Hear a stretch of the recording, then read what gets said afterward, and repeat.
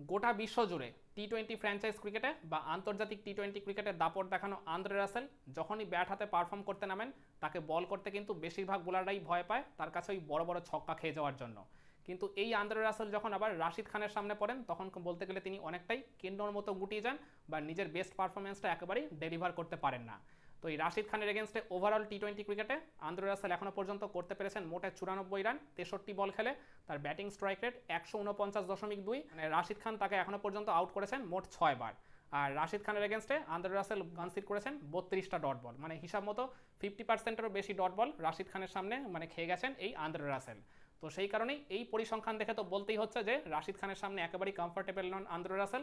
গতকালের ম্যাচেও তার অন্যথা হয়নি, যখন মনে হচ্ছিল রাসেল ডেঞ্জারাস হয়ে উঠে গুজরাট টাইটান্সের বোলারদের উপর দিয়ে জাস্ট সাইক্লোন বইয়ে দেবেন, ঠিক তখনই 16 নম্বর ওভারে অ্যাটাকে এসে এই রাশিদ খান কিন্তু একটা চমৎকার গুগলিতে স্টাম্প আউট করে মানে প্যাভিলিয়নে ফেরত পাঠান এই আন্দ্রে রাসেলকে।